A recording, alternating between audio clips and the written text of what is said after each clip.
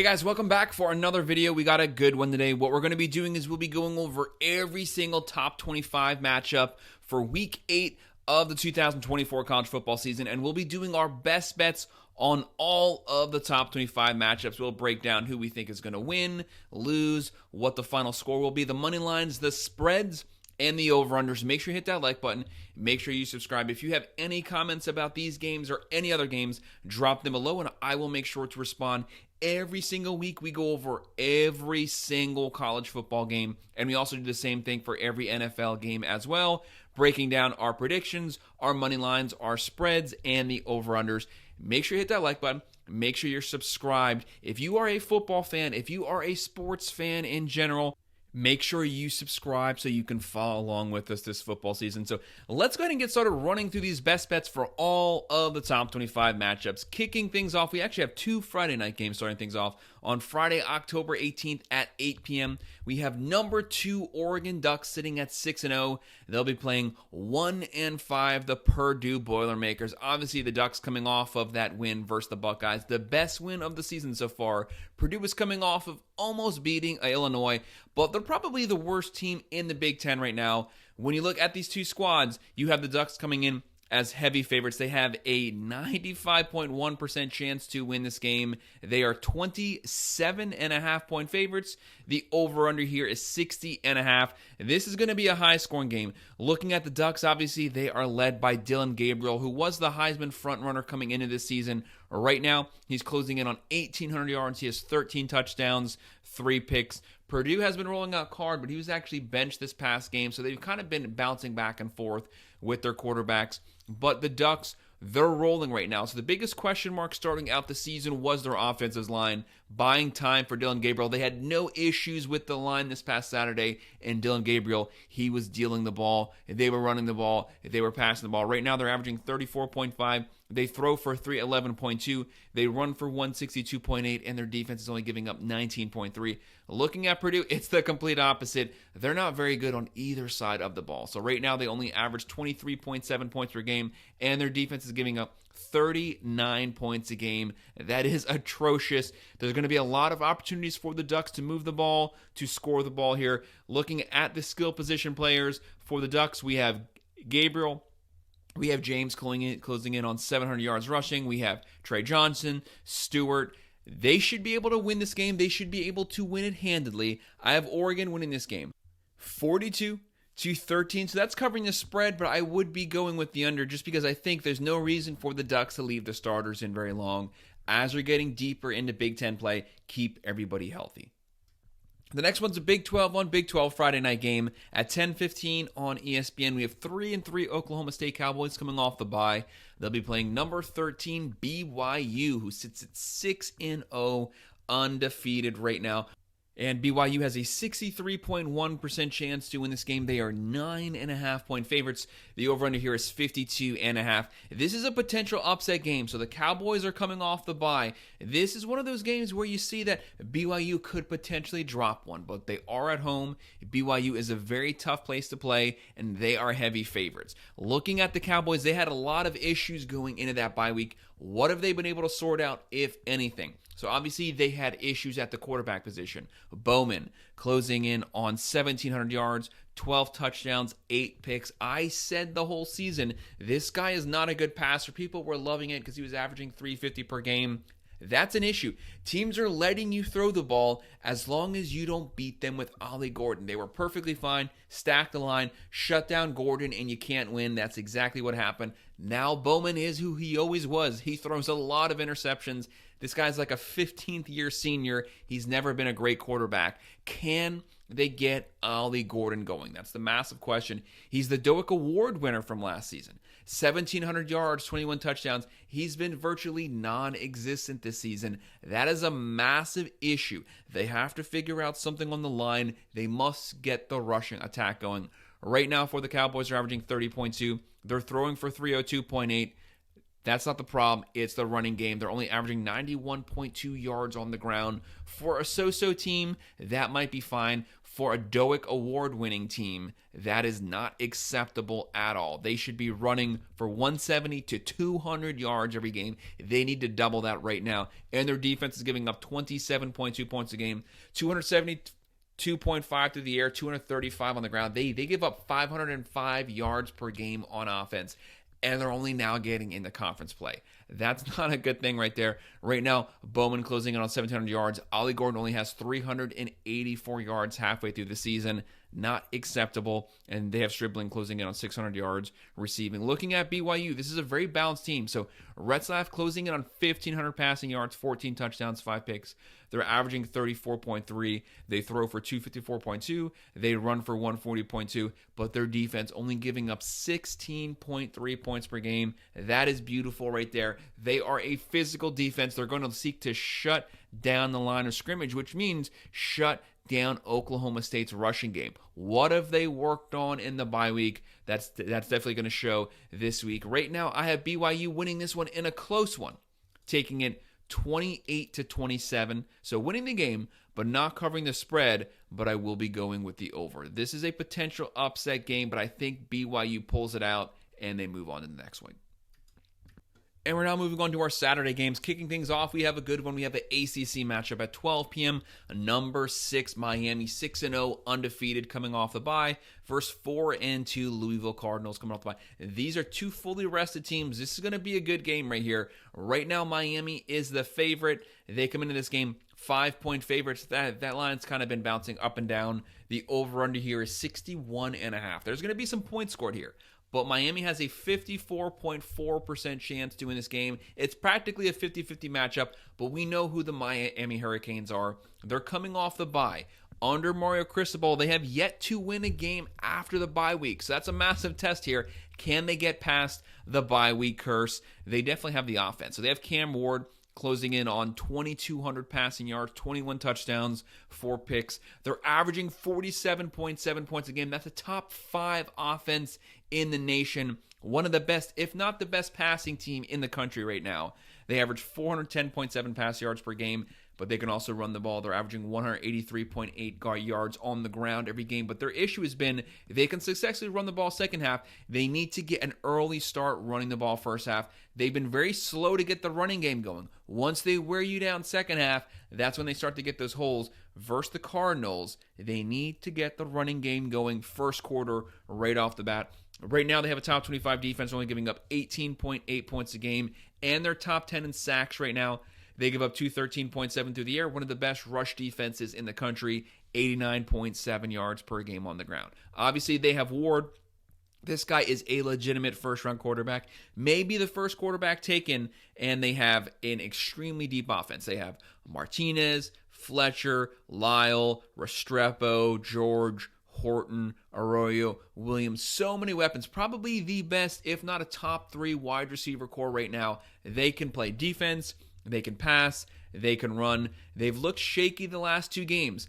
They're getting deeper into conference play. The ACC matchups are starting to get more and more competitive. They have to get a fast start here, and their defense has to show up not just for the second half. They need to show up and control the game at the line of scrimmage first half for the Cardinals. So Jeff Brom's squad, this is a really good squad. They have a top 30 offense, top 30 defense. Right now, they're averaging 36.2 points per game. They are led by Shokola, closing in on 1,700 yards, 14 touchdowns, 3 picks. They are also a multiple offensive team, throwing for 303.5, running for 170.5, as well as a top 25 defense, only giving up 19.7 points per game. This is the best team that Miami has played this season, but this is also the best team that Louisville has played this season. Yes, they played Notre Dame, but Miami is better than Notre Dame because they actually have an offense.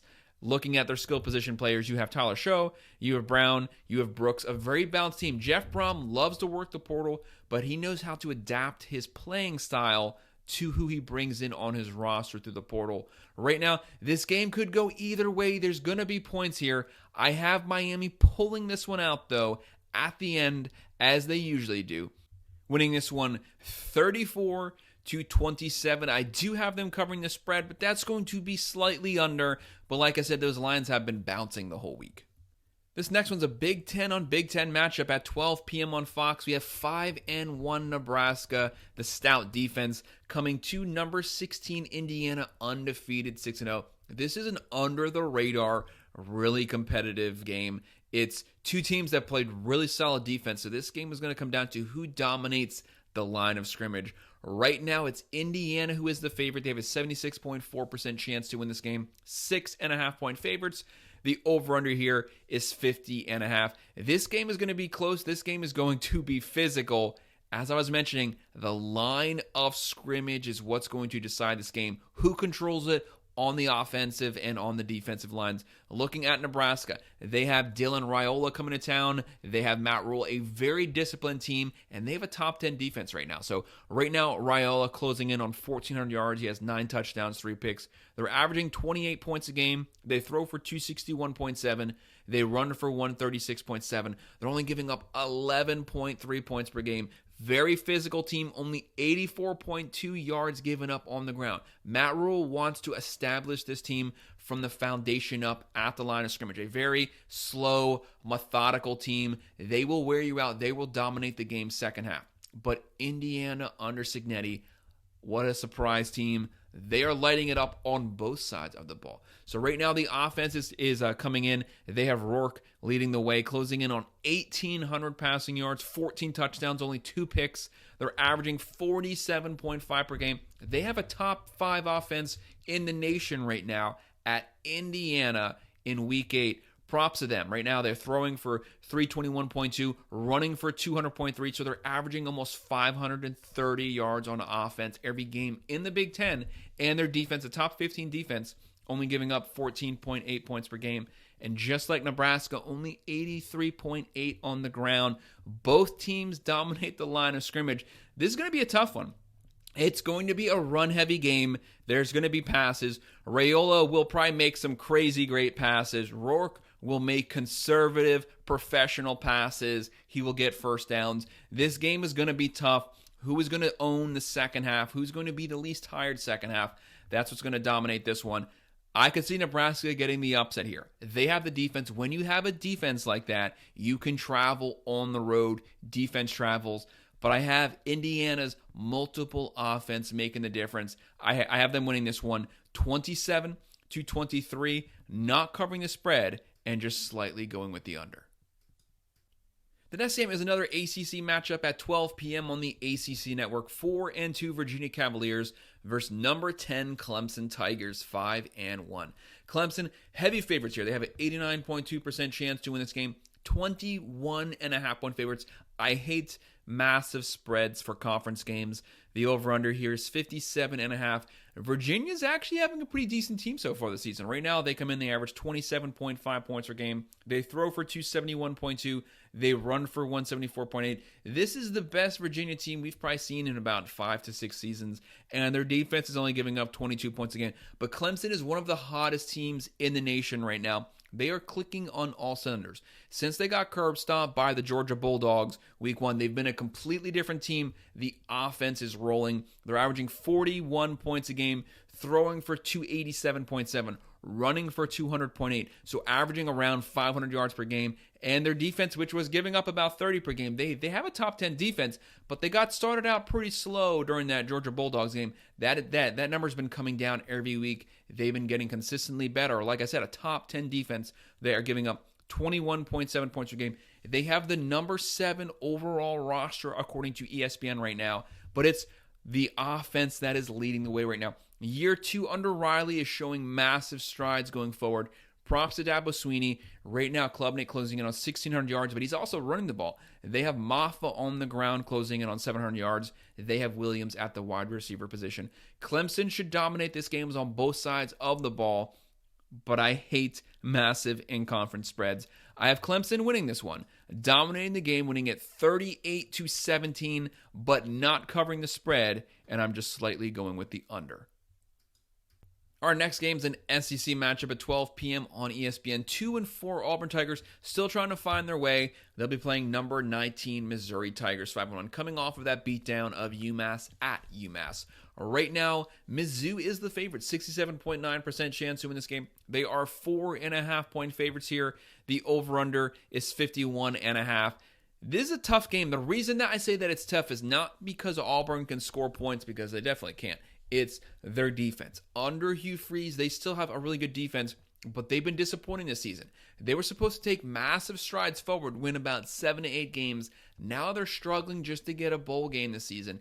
They have to get things sorted out. Last year, the issue was offense. This year, the issue is offense. Whether it's Thorne, no matter who you put at the quarterback position, they are having a lot of issues moving the ball, especially in conference play, where they've been playing really bad. Right now, overall, they come in, they average 30 per game, 293.8 through the air, 165.5 on the ground. They have a solid defense, giving up 20.8 points per game.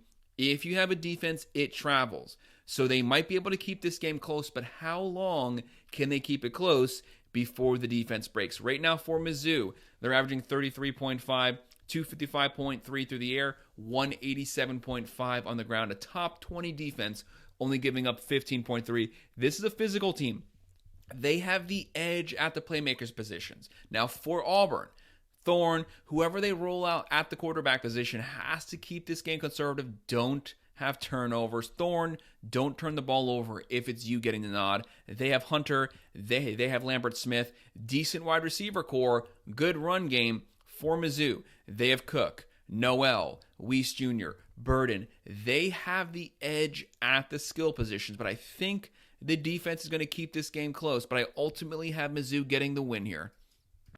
Taking this one 28-20, covering the spread, but I'm also going with the under. And our next matchup is our Service Academy at 12 p.m. on ESPN2. Number 23 Army, 6-0. They're playing 3-3 East Carolina. Welcome to the top 25 Army. Right now, Army is a heavy favorite. This is a really good team this season, and they are a physical team. They have an 87.1% chance to win this game. 16-point favorites here. Looking at these team matchups for East Carolina, they come in. They're not a bad team, but they're just not necessarily good at any one thing. So right now, they average 26.5 points per game, but they're giving up 24.7 points per game. They give up 150 yards per game on the ground. Army's definitely going to try to double that this week. So Army comes in, they're averaging 39.7 points per game. They have a top 10 offense. They pass for 92.8, but they do run the triple option. They're going to keep the game on the ground. They're going to suck up clock. They're going to have the ball probably 35 to 40 minutes of this game. They run for 369.8 yards per game. The best rushing team in the nation right now. And their defense, a top 10 defense, only giving up 9.8 points per game, only 78.3 on the ground. They're going to suck up clock, which keeps the other team's offense off the field. That's why they shut you down offensively, but they still get theirs. They're still going to get their yardage on the ground. Right now for Carolina, they have Garcia playing quarterback. They have Harris. They have Sal, but Army, they have Daly. He's closing in on 500 yards passing, 800 yards rushing, and they also have Reynolds catching the ball. Miami should dominate this game, especially on the ground. That's what's going to give them the massive advantage here. I have Army winning this one 38-18, covering the spread, and I'm going with the over.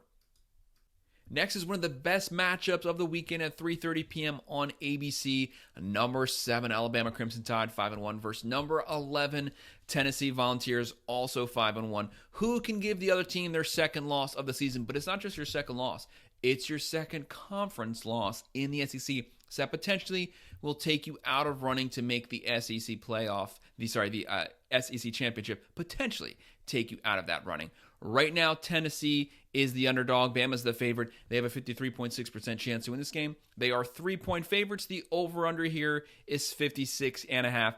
I do have a preview and predictions video for just this game, so definitely go check that out. That's a more in-depth breakdown. But as of right now, both teams come into this game. They're both top 11 teams, but they're both struggling, and they're both struggling for very similar reasons. For Alabama, the line of scrimmage play has been awful. So obviously Saban's gone. DeBoer has stepped up. They were cruising through their first games. They beat Georgia. And everyone asks the same question: how would they rebound? Would they be able to keep the team on track after the emotional Georgia win? The answer was no. They got smashed by Vanderbilt. The reason I say smashed is they were dominated on both lines of scrimmage, the defensive side as well as the offensive side. They have to get back to owning the line of scrimmage. They have not been able to run the ball since they got into conference play.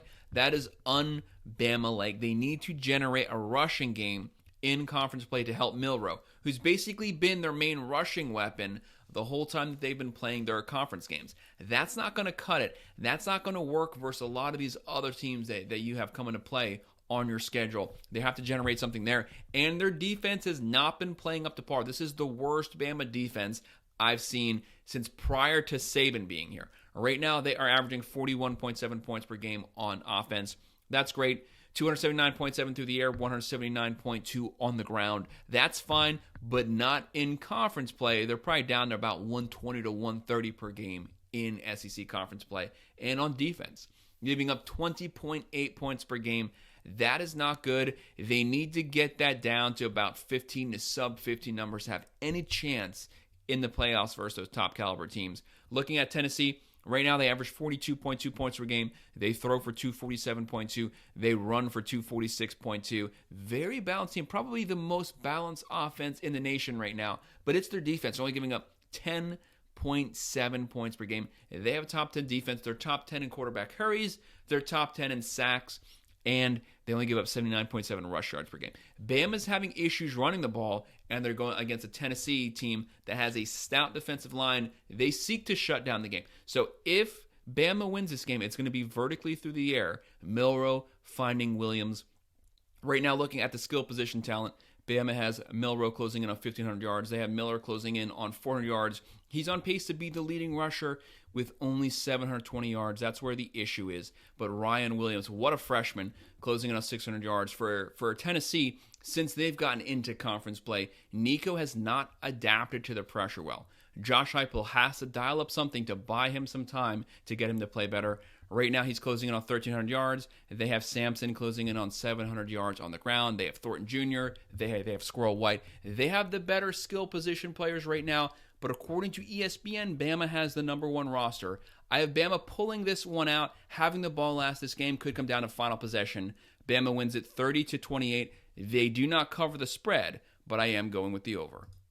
The next matchup we're looking at 3:30 p.m. on ESPN, number 12 Notre Dame, 5-1. They'll be playing 5-2 Georgia Tech. This is a potential upset game. Do not sleep on Georgia Tech here. But right now, Notre Dame is the heavy favorite. They have an 83.5% chance to win this game. They are 11.5-point favorites. The over-under here is 49.5. When you look at Notre Dame, they are led by Riley Leonard, closing in on 1,000 yards. He has 6 touchdowns and 2 picks. I've said since he was at Duke, the guy is not a good passer in any way whatsoever. He has a 55% completion percentage for his career. He's never been able to throw the ball vertically down the field. He's on pace for 12 touchdowns right now. That's not going to cut it. However, play to the guy's strength. The guy's a running quarterback. You have Freeman as the head coach. You have Denbrock, one of the best offensive minds in all of college football. Play to the quarterback's strengths. Keep the ball on the ground. Run the ball with the quarterback and with Love. You have a very good run game, and you have Al Golden on the defensive side, a top 10 physical defense. That's going to keep you in any game. Right now, the Irish, they're averaging 35.2. They don't want to drop another game. They have that awful loss to NIU. If they lose a second one, they could potentially find themselves outside of the playoffs because they don't have a conference championship game. They need to run the table to ensure they make the playoffs, but they're more than capable of doing that. Right now, they're throwing for 193.7. They're running for 216.5, but it's their defense only giving up 11.7 points per game. Like I was mentioning, keep the ball on the ground, a steady dose of Leonard, Love, and you should be able to win almost any game that you're in. But Georgia Tech is a very talented team. Do not sleep on them. They're averaging 32.9. They're passing for 240.3, running for 204.4. So they also love to run the ball. Who's going to be able to run the ball the best? Georgia Tech is led by Haynes King, closing in on 1,600 yards, 14 touchdowns, and they have Jamal Haynes at the running back position, closing in on 600 yards. He was the leading rusher in the ACC last season. They can run the ball. They have Rutherford at the wide receiver position. I have Notre Dame pulling this one out in the fourth quarter because of their defense, potentially getting a turnover. They win this one 30-24. They do not cover the spread, but I do have the game going over. The next matchup we're looking at 3:30 p.m. on CBS. Number 24, Michigan, 4-2 on the road versus number 22, Illinois, the Fighting Illini, who also sit at 5-1. This is a really good game. This is a top 25 on top 25 matchup. Whoever loses this one is going to find themselves outside of the top 25. Right now, Michigan, who is the defending national championships, they are the favorites. They have a 59.6% chance to win this game, 3.5-point favorites. And that line has slowly been moving up in Michigan's favor. When you look at the Wolverines, their offense has been atrocious this season. They cannot vertically pass the ball at all. They're only averaging 23.5 points per game. That's one of the worst in the country. They have to develop a passing game to be successful. They're definitely not going to do it with the quarterbacks they have. They've been running a 3-quarterback system. Hudnall, Orgy, Warren. I've said if you have a 2-quarterback system, you have no quarterbacks. Well, if you have a 3-quarterback system, you have no quarterbacks. They're only throwing for 122. They're running for 191.3. They have a decent run game. They have Edwards. They have Mullings, 2 really good running backs. If they had a quarterback, this is a playoff caliber team because they have a great defense, giving up 22.3 points per game. But they're on the field the whole game. That's why that number's a little higher than it was last season. Looking at the Fighting Illini, they are led by Altmaier, closing in on 1,500 yards, 14 touchdowns, only 1 pick. He's going to play conservative. He's not going to make mistakes. This is a Brett Bielema team. They are modeled just like Michigan, except they can actually throw the ball. They love to run the ball. They love to play defense. This is what Michigan wishes they were if they had a quarterback. Right now they're averaging 31. They're throwing for 262.7, running for 139.5, and their defense is also stout, giving up 20 points per game. They have Altmaier. They have Fegan. They have Bryant. For Michigan, it's going to be a steady dose of Mullings, Edwards, but they have one of the best, if not the best, tight end in the country, Loveland, but he can only catch it if a quarterback can actually throw him the ball. I'm calling upset here. I have Illinois pulling this one out at home, winning this one in a close, hard-fought matchup. It's going to be decided in the trenches, but these teams are built the same. I have the Fighting Illini winning it 23-20, the spread not being covered, and I'm just slightly going with the under. The next matchup is our next service, Academy at 3:30 p.m. on CBS. We have 3-3 Charlotte playing number 25. Welcome to the top 25, undefeated 5-0 Navy. Right now, Navy, they're the favorites. They have a 82.2% chance to win this game. They are 17-point favorites. Navy's a pretty deadly team this season because they don't just run the triple option. They can actually successfully throw the ball. Right now, looking at the matchup here, you have Charlotte. They average 24 points per game. They're giving up 31.7 points per game. They are led by Purdy, closing in on 800 yards, 4 touchdowns, and 1 pick. But it's Navy and Horvath, closing in on 800 passing yards, 7 touchdowns, 1 pick. This team throws the ball. It's a new wrinkle in their offense. They're averaging 43.6 points per game, throwing for 173.8, but also still able to run that triple option running game, running for 295.6, and their defense is giving up 20.2 points per game. They are averaging just under 500 yards per game. Horvath is the leading passer, 800 yards. He's the leading rusher, closing in on 600 yards. A very multiple look offense. They should be able to dominate this game. They should be able to successfully throw, run. I have them winning this one easily, cruising to a 32-17 win. So going with the under, and I also do not have them covering that spread, but they win this game easily. Next is one of the hottest teams in the nation. We have number 14, the Texas A&M Aggies on the SEC Network at 4:15. They're 5-1. They'll be playing the 1-5 Mississippi State Bulldogs. This is a team that had a 41-31 shootout versus the Georgia Bulldogs. Right now, the Aggies are the heavy favorites. They are 16-point favorites. The over-under here is 55.5, and they have an 80.7% chance to win this game. But Mississippi State showed that their offense under Jeff Lebby is maybe starting to get things clicking, but they still have a lot of defensive issues. Looking at the Aggies, Right now, they average 31 points per game, but they want to average that on the ground. This is a Mike Elko team. They want to play defense. They want to run the ball. They want to be tough. Reed, Wegman, they've both played great. It is going to be Wegman getting the nod here. They're either averaging 31, 188.5 through the air, 232.3 on the ground, and a top 20 defense, only giving up 16.7 points per game. Looking at Mississippi State, they are averaging 28 points a game, 274.3 through the air, 127 on the ground, but it's their defense giving up 33.2. The Aggies should be able to move the ball however they want to move the ball, throwing it, running it. There's going to be a lot of open routes here. Looking at the skill position players, the Aggies leading rushers, Moss closing in on 700 yards on the ground. They also have Thomas. For the Bulldogs, you have Shapen closing in on 1,000 yards. You have Daniels closing in on 300 yards, and you have Coleman Jr. closing in on 500 yards receiving. The Aggies should dominate this game. They are a scrimmage team, a tough team, and they have a top 8 overall roster. I have them winning this one 34-17, covering the spread, but going with the under. This next SEC matchup is a potential sleeper pick for an upset. It is going to be a good one, though. At 7 p.m. on ESPN, we have number 8 LSU 5-1. Their sole loss being to USC. They'll be playing 4-2 Arkansas Razorbacks. But just like I said when the Razorbacks played Tennessee, if you sleep on this team, they're going to beat you. Right now, LSU a slight favorite, 2.5-point favorite. The over-under here is 55.5, and LSU has a 54.2% chance to win this game. This is a 50-50 game. This is going to be a fun game. Could come down to the very final possession. Looking at these two squads, you have LSU, who's probably the best passing team in the SEC right now. They are led by Nussmeier, closing in on 2,000 yards, 18 touchdowns, 6 picks. They're averaging 34.2 points per game. They pass for 341. They run for 123.3, and a much improved defense under Blake Baker this season, giving up 22.3 points per game. For the Razorbacks, though, props to Sam Pittman. You know, he was on the hot seat coming into this season. He hired Bobby Petrino, and they've been cruising since. This is a very physical team, and they're playing defense this season. Right now, they are led by Green, closing in on 1,600 yards, 5 touchdowns, 5 picks. They have a lot of turnovers, but man, can they score. So they're averaging 33 points a game, throwing for 301, running for 199.5. This team is averaging 500 yards per game in SEC play, and their defense is still solid, giving up 19.2 points per game. Looking at the talent here, we have Nussmeier, Durham, Lacey, and for Arkansas, we have Green, Jackson, and Armstrong. Jackson himself is closing in on 600 yards on the ground.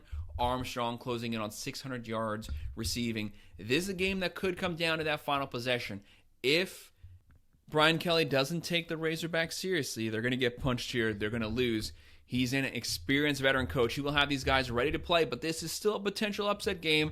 But I think LSU pulls it out in the end. This game is going to come down to the final fourth quarter minutes, but I have them winning this one 34-28, covering the spread, and I'm going with the over. This next matchup is also one that you'll have to watch to keep your eye on, because at 7:30 p.m. on Fox, we have number 17 Kansas State coming off that loss to Colorado. They're 5-1. They'll be playing 3-3 West Virginia. Kansas State on a long road trip here. They just beat Colorado at Buffalo.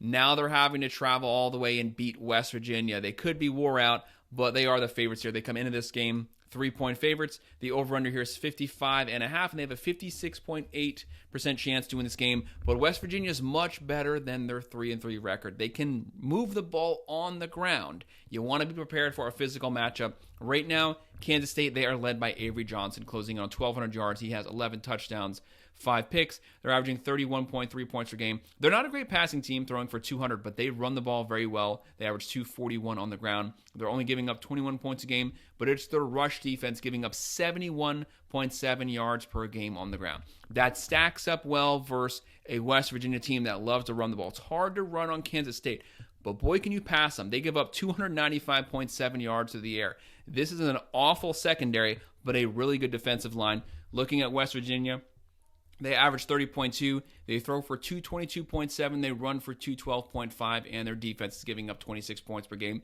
There's going to be opportunities to throw the ball on Kansas State, but it will be hard to run on them. Looking at our skill players, we have Johnson, DJ Giddens, a top 5 running back, closing in on 800 yards. They have Brown, who made some massive deep catches this past weekend. For West Virginia, they have Green, White, Clement. I have Kansas State ultimately winning this one in a close one, winning this one 28-24.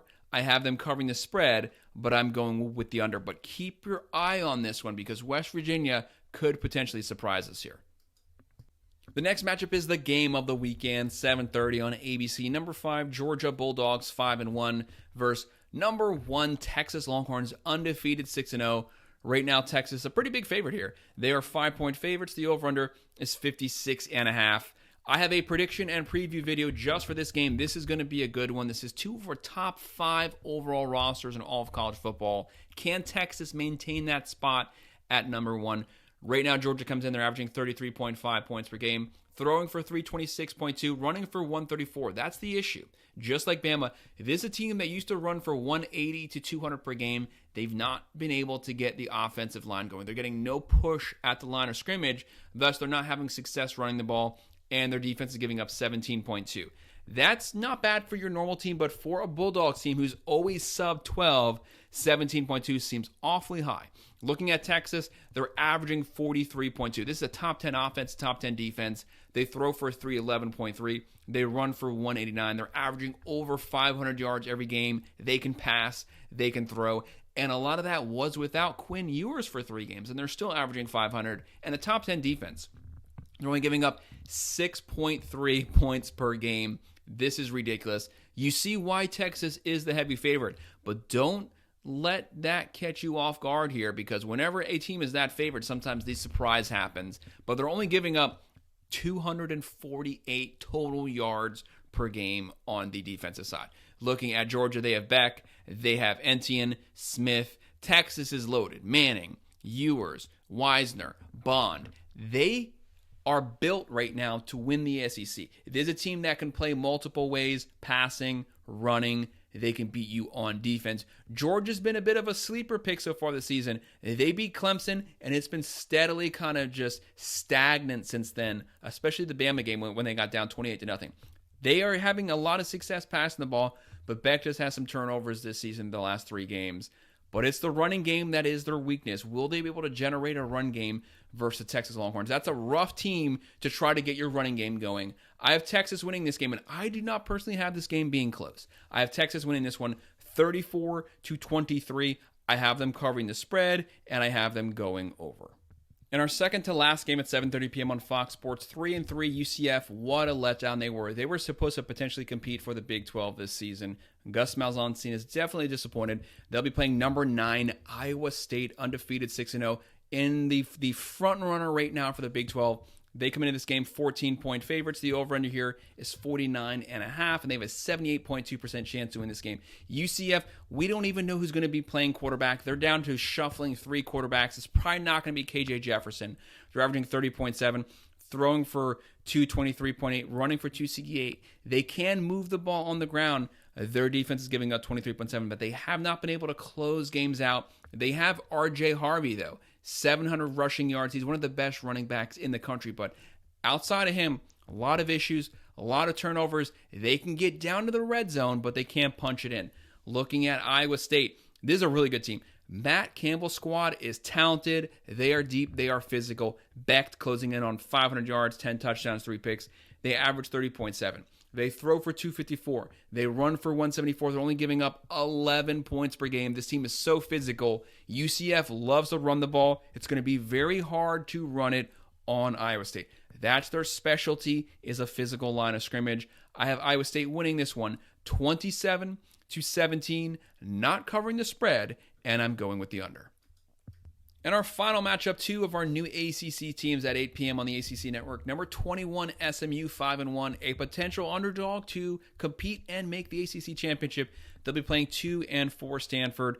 Right now, the Mustangs are 16.5-point favorites. The over-under here is 53.5. They have an 86.1% chance to win this game. For Rhett Lashley's team, this is a talented team. This is a team that I said preseason should have been ranked top 25. Stone goes out. They bring in Jennings. He's throwing it. He's running it. Has lit the offense up. They're averaging 40.8, throwing for 233.5, running for 203. Solid defensive play, giving up 22.3. For Stanford, they cannot score, and they have a lot of turnovers. They're only averaging 20.3 points a game, and they're giving up 30.8. That does not fare well versus a very talented, very multiple Mustangs team. They have Jennings. They have Brashard Smith, who is the transfer from Miami. He is closing in on 600 yards on the ground. They have Maryland closing in on 400 yards. For Stanford, they have Daniels, but whenever he gets a touchdown, he gives up an interception through the air. They give up 1-for-1. They should not be able to keep this game close. The Mustangs should be able to get out to the lead early. I have them winning this one 37-20, covering that spread just barely, and I'm going with the over. Keep your eye on the Mustangs. Could be a dark horse for the ACC. So that's our breakdown. That's our best bets for all of our top 25 matchups. Make sure to hit that like button and make sure to subscribe. If you have any comments, drop them below, and I will respond.